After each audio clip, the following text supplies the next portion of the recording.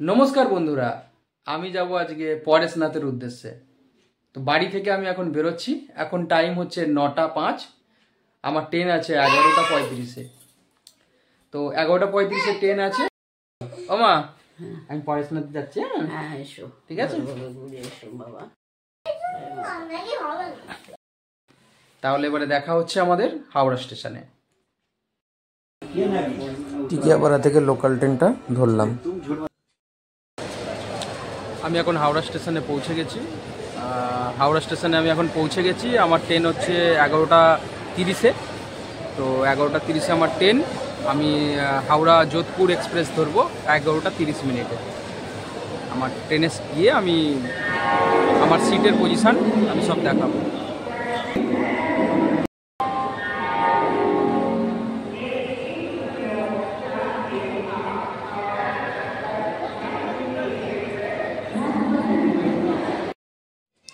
আমার গন্তব্যে পৌঁছাবার ট্রেন হাওড়া স্টেশনে চলে এসেছে।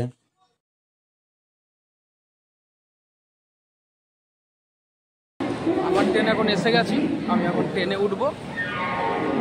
আমার ট্রেন আমি এখন এই ট্রেনে উঠবো হাওড়া যোধপুর এক্সপ্রেস। আমি যাব হচ্ছে পরেশনাথ।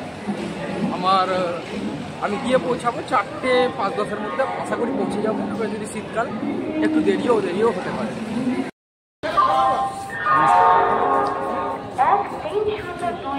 আমি এখন চলে এসেছি আমার কোচের সামনে S2। আমি উঠে পড়বো আমার কোচে। এই হচ্ছে আমার কোচ S2। উঠবো।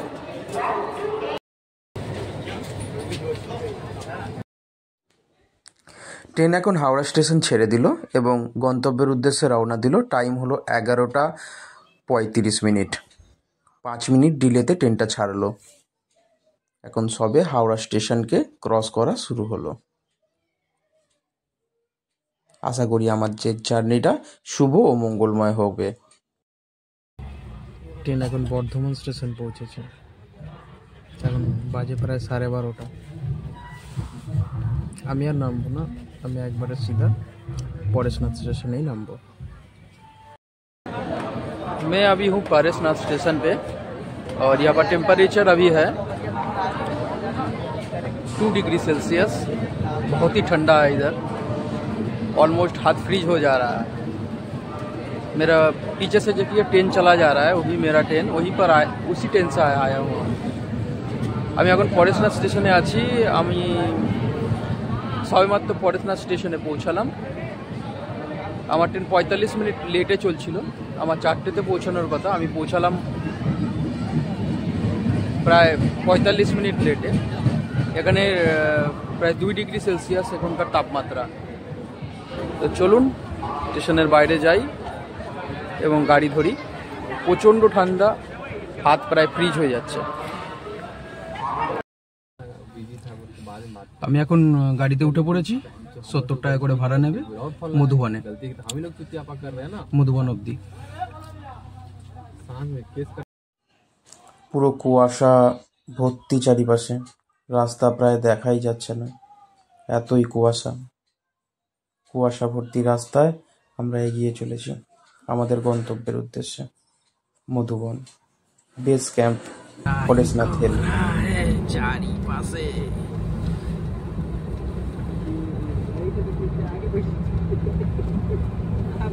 এটাকে কুয়াশা বলে। সামনের গাড়ি দেখা যাবে না।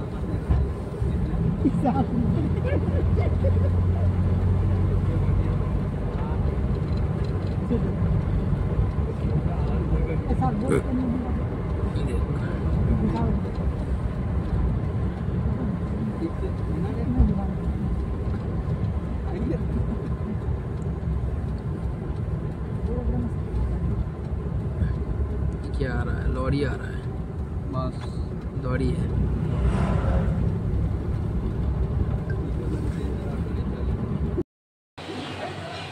আমি এই জাস্ট প্রবেশ করলাম মধুবনে,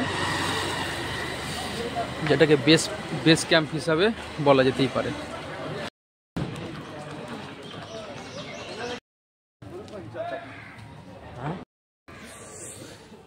আমরা পরেশনাথ পাহাড়ে রওনা হলাম। শুরু হয়ে গেল আমাদের জার্নি। আর আমার সাথে আছে সায়ক সায়ক। আমাদের আলাপ গাড়িতেই, কিন্তু দুজনের মধ্যে বন্ডিংটা বেশ ভালোই হয়েছে। এক্স্যাক্টলি। চলো তাহলে।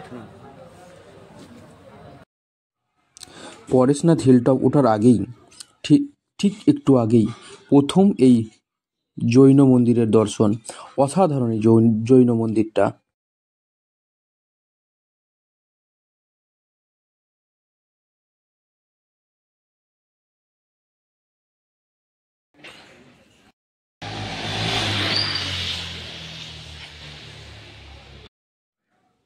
এখন বাজে 6:03। আমরা শুরু করলাম পরেশনাথের উদ্দেশ্যে যাত্রা। আমরা এবারে পাহাড়ের চূড়ায় সর্বোচ্চ শৃঙ্গ পরেশনাথে পৌঁছাতে চেষ্টা করব। একটা বাইক আসলে তাহলে। আচ্ছা, এই পরেশনাথ হিলটপে কিন্তু বাইকে করেও যাওয়া যায়। ঠিক বাইকে এইভাবেই উপরে আপনাকে পৌঁছে দেবে 1000 টাকার বিনিময়ে। তবে এই দামটা কিন্তু সময় অনুযায়ী ভেরিয়েশন হয়।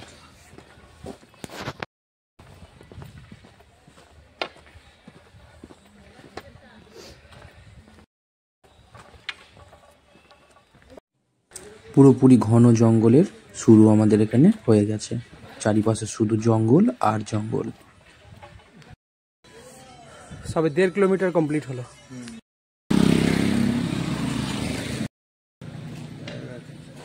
চলো।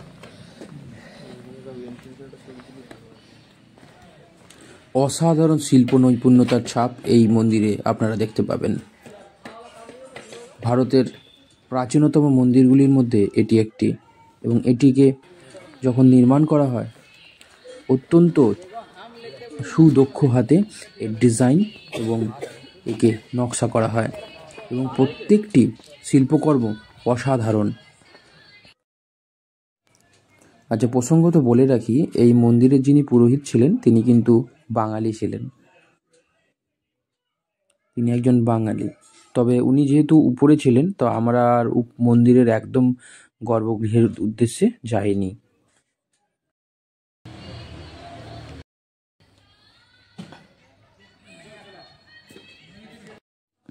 নিখুঁত শিল্পীদের হাতে কাজগুলো একবার দেখুন। কত সুন্দর করে পাথরকে কেটে এত সুন্দর একটা স্ট্রাকচার তৈরি করা হয়েছে। অসাধারণ এই স্ট্রাকচারগুলো। এটা কালীকুঞ্জ ধাম। এখান অব্দি এই দুপাশে যে রেলিংগুলো রয়েছে এখানেই শেষ। এর পরেরটায় আর নেই। দুপাশে পুরো ঘন জঙ্গলে ঘেরা। পুরো এরকম ভাবে রাস্তার মধ্যখান দিয়ে হাঁটতে হবে, কোনো রেলিং নেই।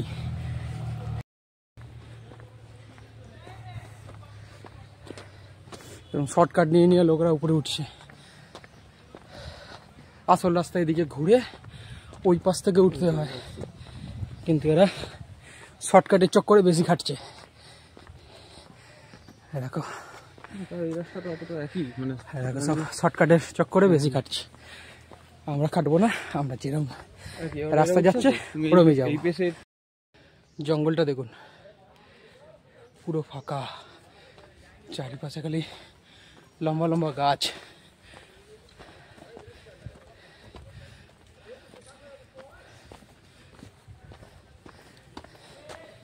আর একটু দূরেই 100-150 মিটার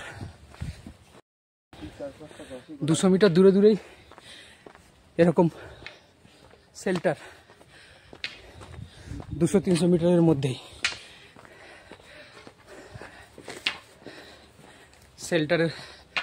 শেল্টারে বৃষ্টি পড়লে এই শেল্টারে আরামসে থাকা যাবে।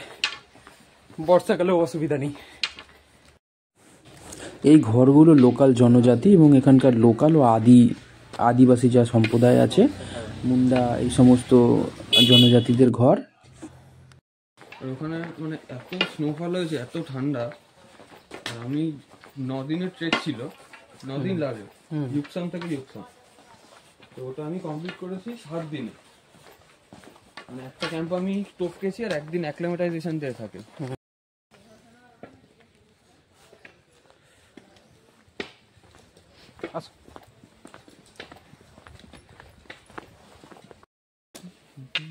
গাছটার দেওয়ালি পুরো অজগর সাপের মতো।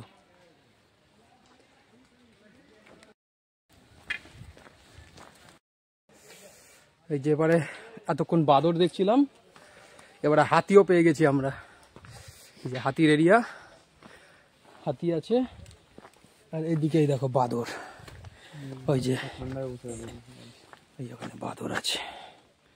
চল ভাই চল, আসছে বাদরগুলো। ওই যে বাদর বসে আছে গাছে।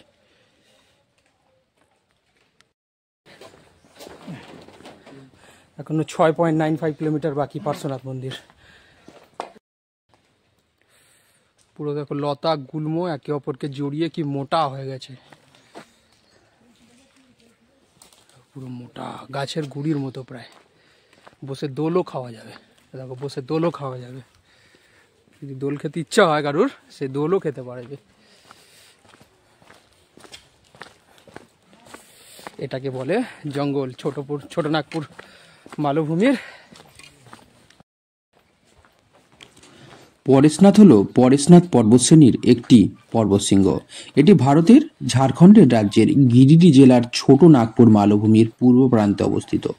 পাহাড়ের নামকরণ করা হয়েছিল পার্শ্বনাথের নামে। পার্শ্বনাথ হলেন 23তম জৈন তীর্থঙ্কর, যিনি এখানেই মুক্তি লাভ করেছিলেন। এই প্রসঙ্গে পাহাড়ের চূড়ায় যে জৈন তীর্থক্ষেত্র শিখরজি রয়েছে, অর্থাৎ হায়েস্ট পিক যেটা, সেটা জৈন তীর্থঙ্করের নামে এবং সেটা শিখরজি নামেও পরিচিত। ভাই দাঁড়া, জুমের একটা নে, দেখ পাহাড় দেখা যাচ্ছে, দেখ এই যে সূর্য। কুয়াশা কাটেনি তো।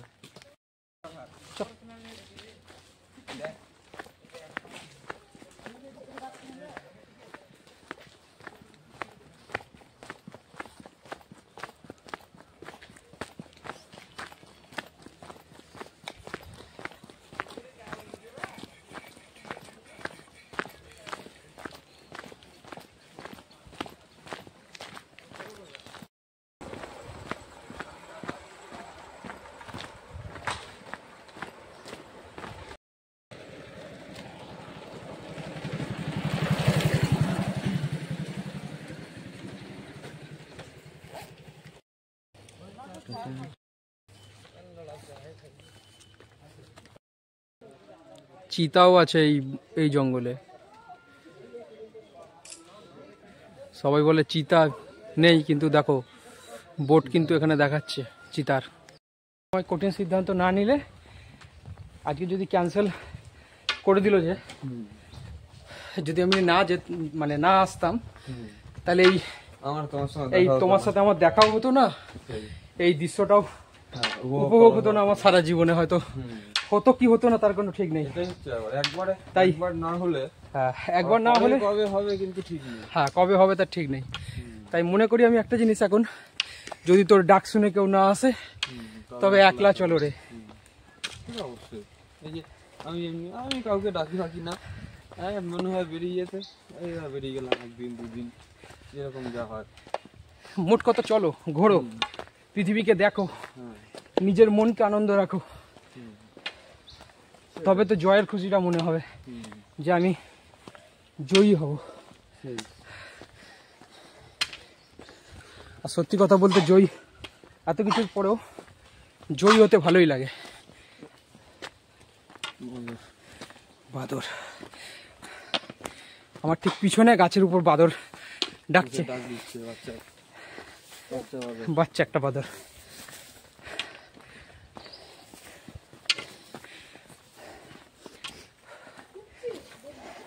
এখানে টেম্পারেচার এখন খুব জোর হলে 4 ডিগ্রি সেলসিয়াস। রাতে 1-2 নেমে গেছিল, যখন 10 থেকে নামলাম তখন 2 ডিগ্রি ছিল। এখন কমসে কম 4 থেকে 5 হবে।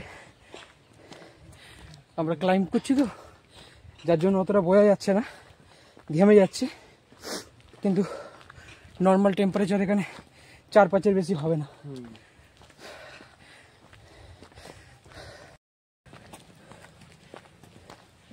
রাস্তার ঢালান দেখুন, কত ঢাল রাস্তায়। হ্যাঁ, খাড়াই যাকে বলে, প্রচন্ড খাড়াই।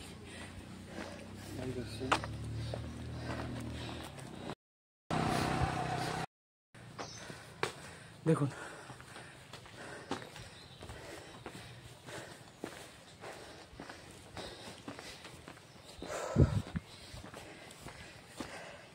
তাই বলি, যখনই মনে হবে একা দোকা 4-5 লাগবে এরকম কোনো ব্যাপার নেই, বেরিয়ে পড়বে। জীবনকে উপভোগ করতে গেলে বেরোতে হবে, কি ভাই, তাই তো? একদম। যদি সঙ্গী দেওয়ারই হয়, ভগবান দিয়ে দেবে। আমার যে সঙ্গী এখন, সকালবেলায় আমার সাথে দেখা।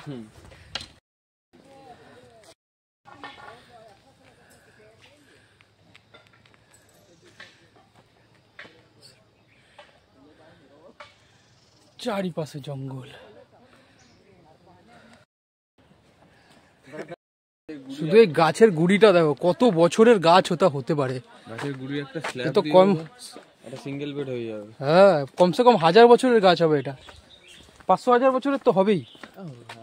গাছটার হাইটটা দেখো, বিশাল হাইট গাছটা, বিশাল সাইজ। কি গাছ এটা আমি জানি না, কিন্তু আমার দেখা জীবনের সবচেয়ে বড় গাছ এটা। গাছের বেডটা খালি এত বড়।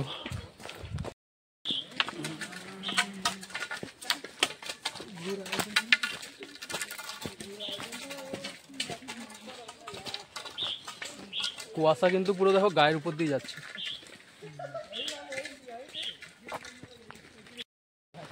হ্যাঁ, মাঝ জঙ্গলে বসে কি করবো, সিনেমা দেখছি। চলো উপরে চলো, ফটো দেখাবো, ফটো দেখালে বুঝতে হবে। এই যে পাখির যে আওয়াজটা, এই আওয়াজটা খুব সুন্দর লাগে। বাড়ির ওখানে তো এ ধরনের আওয়াজ পাওয়া যায় না। শহরের মধ্যে পাওয়া যায়। শহর কেন, এমনি নর্মাল গ্রাম অঞ্চলেও এই টাইপের পাখির আওয়াজ পাওয়া যাবে না, আর ভ্যারাইটিসও পাওয়া যাবে না। জানি না মোবাইলে ক্যাপচার হচ্ছে কিনা। বিখ্যাত টয়লেট, সে বিখ্যাত টয়লেট নাকি? এই যে বিখ্যাত টয়লেট।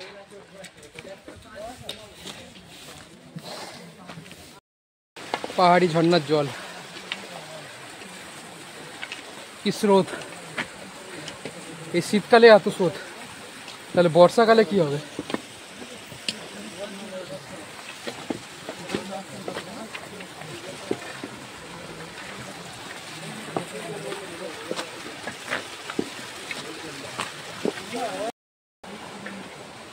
এতই ঝর্ণার স্রোত এক সময় হয়তো ছিল, প্রচুর বৃষ্টির ফলে এই গাছটাকে উপরে এখানে ফেলে দেওয়া হয়েছে, অথবা ভাসিয়ে নিয়ে আসা হয়েছে।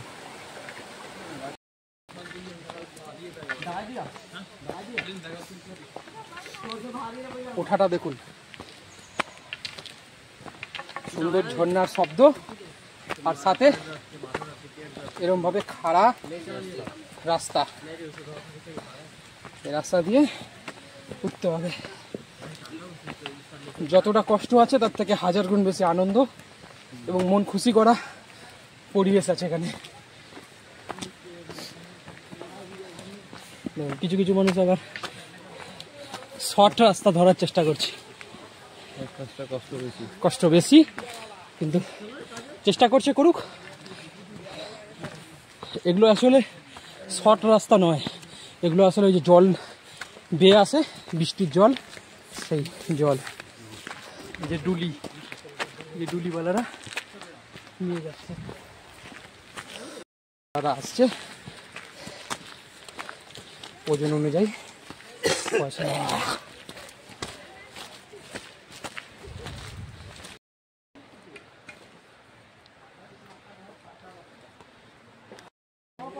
ডুলিওয়ালাদেরও অবস্থা খারাপ। আসো দেখো, মানুষকে 4 জন মিলে নিয়ে যাচ্ছে উপরে। বয়স হয়ে গেছে, তার ধর্মস্থলে তার আসার ইচ্ছা, দেখো নিয়ে যাওয়া হচ্ছে।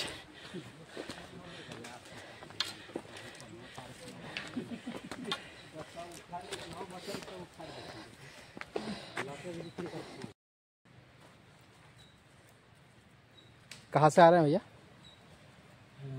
बॉम्बे से।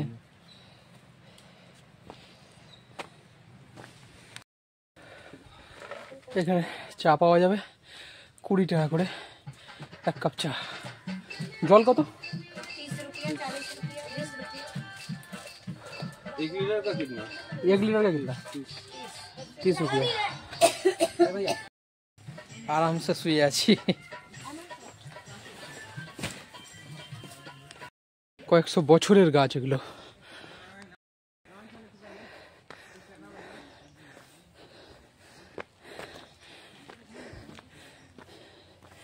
গুলমোর অবস্থা দেখো কি মোটা। যে উপরে দেখা যাচ্ছে পরেশনাথ মন্দির,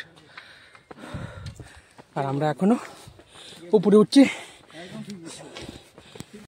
এখনো 5 কিলোমিটার প্রায় বাকি। আমরা আস্তে আস্তে উপরের দিকে উঠছি। 5 কিলোমিটার রাস্তা এখনো বাকি।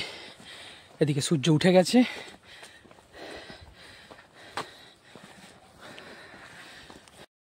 ঘর এখানকার সাঁওতাল জনজাতির এই ছোট ছোট ঘরগুলো এখানেই থাকে, মাটির ঘর। আর এই হচ্ছে পরেশনাথের রেঞ্জ।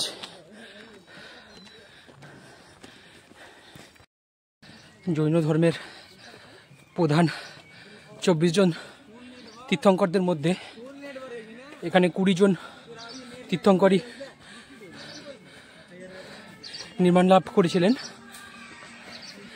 আর তার মধ্যে 23তম তীর্থঙ্কর পরেশনাথ, যার নাম অনুসারে এই মাউন্টেন রেঞ্জের নাম রাখা হয়েছিল। এটা গিরিডি জেলায় অবস্থিত। গিরিডি জেলায় এই মাউন্টেন রেঞ্জটা অবস্থিত। এটা পূর্বঘাট ও পশ্চিমঘাট পর্বতমালার অংশ। যদি এর শীর্ষ যখন উঠব, যদি আকাশ ক্লিয়ার থাকে, এখান থেকে মাউন্ট এভারেস্টের দূরত্ব বেশি না, 450 কিলোমিটার এখান থেকে মাত্র দূরত্ব। যদি আকাশ ফাঁকা থাকে তাহলে দেখা যাবার চান্সও হয়, মাঝে মাঝে দেখাও যায় আকাশ পরিষ্কার থাকলে। আচ্ছা, এটার উচ্চতা বলে রাখি 4,500 ফুট উচ্চতা। 4,777 ফুট, ওই 4,500 অ্যাপ্রক্স ধরে চলুন এর উচ্চতা। যদি মিটারে বলা যায় তাহলে 1300-1400 মিটার উঁচু এটা।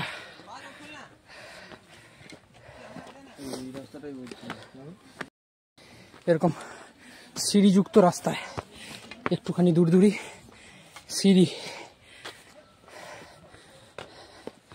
এরকম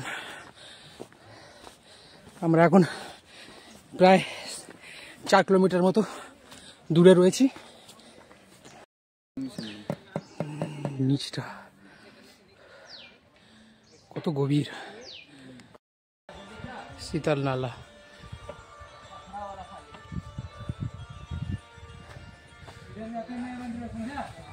বসার জায়গা, এখানে প্রতীক্ষা করা যাবে, মানে বসা যাবে, বৃষ্টি থেকে বাঁচাও যাবে।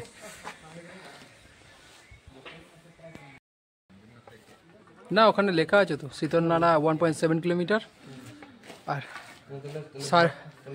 1.5 কিলোমিটার।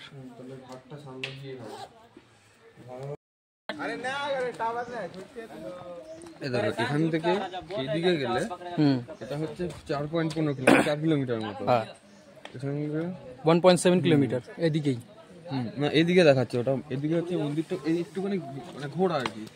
ঘোরা আমাদের অসুবিধা তো নেই, মেন কথা হচ্ছে আমাদের বেশি পরিমাণে মন্দির দর্শন। পাহাড়ি ঝর্ণা বর্ষাকালে এর যা স্রোত হবে না, সলিড স্রোত হবে।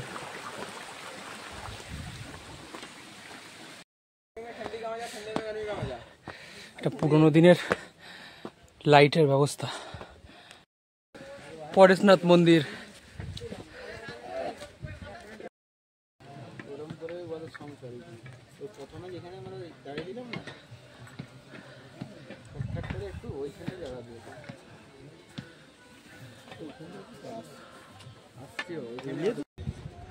দাঁড়াও।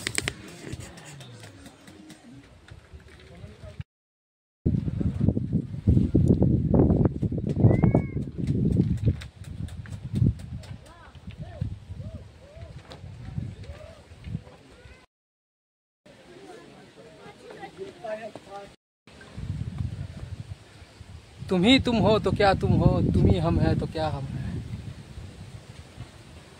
Beauty, this is beauty.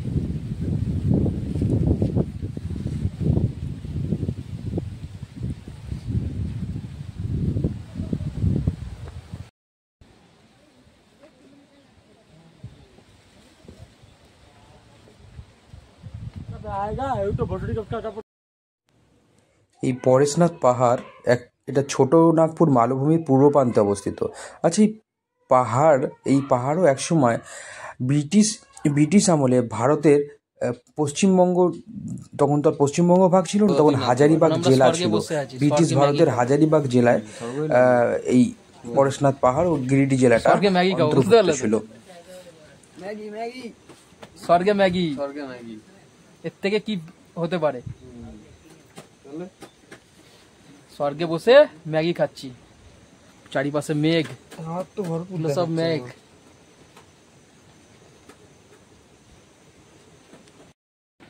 এখন আমরা ম্যাগি খাচ্ছি, ম্যাগি, আমি ও দুজনেই ম্যাগি চলছে খাওয়া।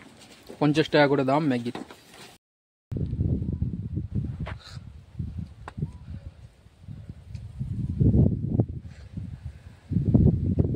ভিউজ দেখো ভাই, হেভি ভিউ।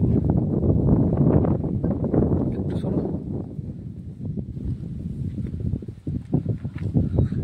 মাউন্টেন ভিউ অসাধারণ। যদি আসতেই হয় তাহলে এখানে আসো। জীবনকে যদি দেখতে চাও, পৃথিবীকে যদি দেখতে চাও, ভিউজ যদি পেতে চাও, দেখো, খালি ভিউটা দেখো, অসাধারণ ভিউ। বারবার দেখতে ইচ্ছা করবে, বারবার আসতে ইচ্ছা করবে।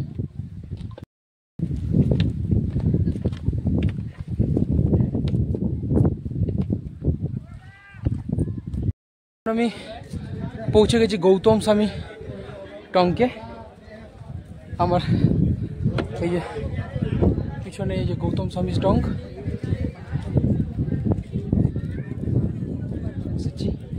পৌঁছে গেছি। এর ভিউজগুলো আমি এখন আপনাদের সাথে শেয়ার করব।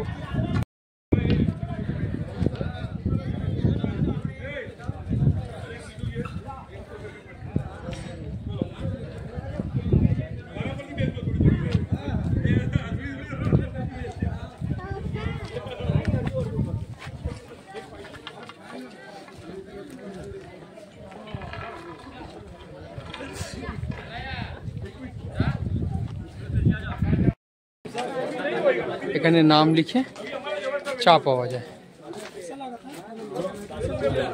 उधर जाने से कोई फायदा नहीं है। आप जल मंदिर जाइए, वापस आइए, पारसनाथ होकर उतर जाइए।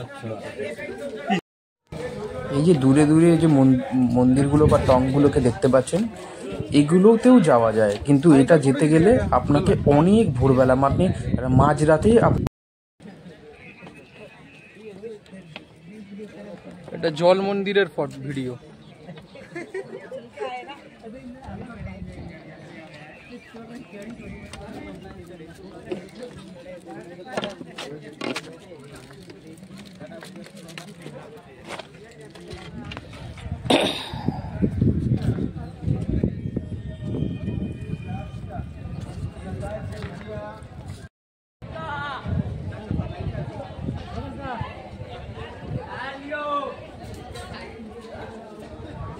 কি অপরূপ দৃশ্য, চারিপাশে পাহাড় আর পাহাড়ের মধ্যিখানে এই ভ্যালি, আর এই ভ্যালির মধ্যিখানে জল মন্দির, জলকুণ্ড, যেই জল অত্যন্ত পবিত্র।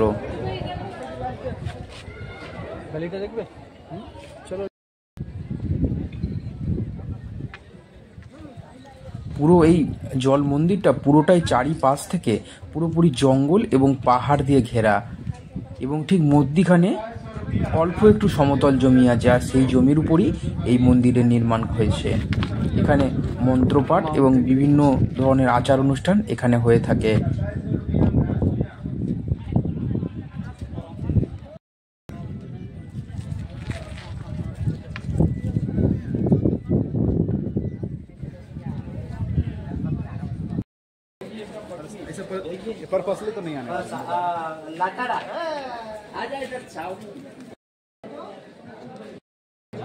জলকুণ্ডের জল, জলকুণ্ডের এখানে জল আছে,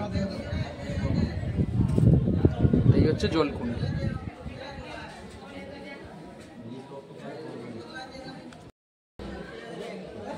এটা হচ্ছে সেই চাকা যেখান থেকে জলকুণ্ডের জল বার করা হয়। আমরা এবারে একের পর এক টং বা মন্দির দর্শন করতে থাকবো।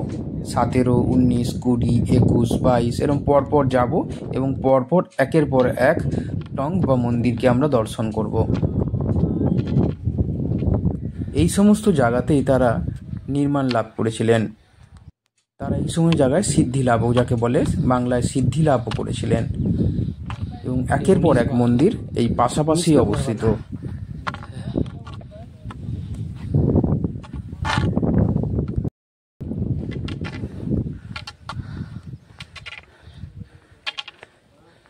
এটা 20 নম্বর টং।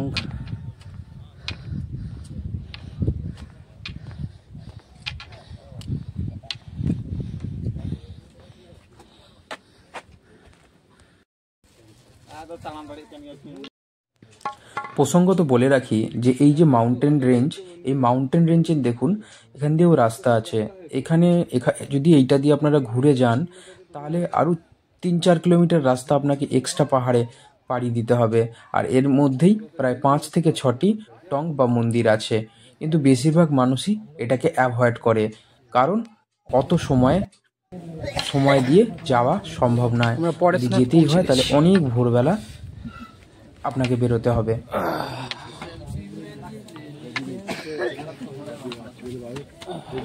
আমরা পরেশনাথ মন্দির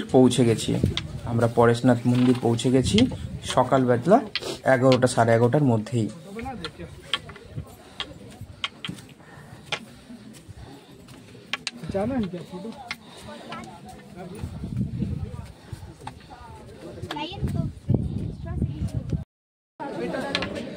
পরেশনাথ হিলটপ পৌঁছে গেছি।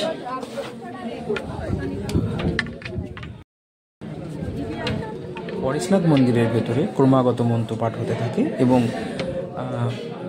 23তম তীর্থঙ্কর পরেশনাথের এখানে চরণ পাদুকা রয়েছে।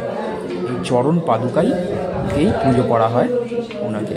এখানে কিন্তু কোনো মূর্তি বা বিগ্রহ নেই, এখানে ওনার চরণ পাদুকা আছে, হ্যাঁ, এবং সেটাকে সোনা দিয়ে মোড়ানো, যেটার উপর আছে সেটা সোনা দিয়ে মোড়ানো, এবং যে দরজাগুলো সেই দরজাগুলো সম্পূর্ণ রূপো দিয়ে নির্মাণ করা হয়েছে। আচ্ছা, এই 6টার সময় বন্ধ হয়ে যায়। তাই আপনি পরেশনাথকে দর্শন করতে আসলে আপনাদের অবশ্যই 6টার আগেই এখানে প্রবেশ করতে হবে। 6টার পর এখানে সমস্ত মন্দির বন্ধ করে দেওয়া হয়।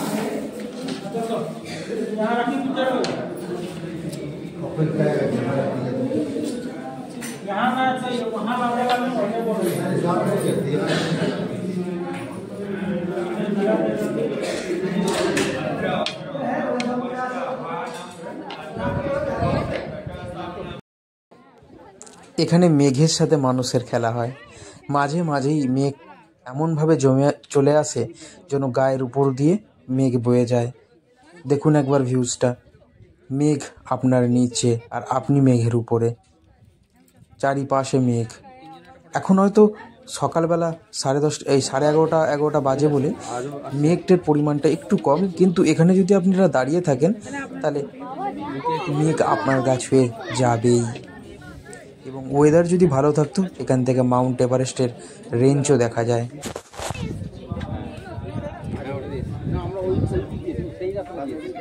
ওটা অন্য রাস্তা।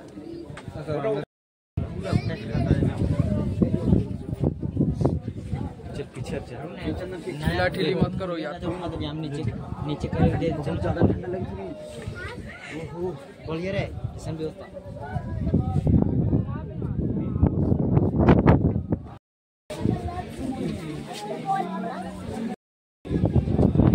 এবার আমরা ব্যাক করছি। अच्छा ऐसा शूट करो मोबाइल गिर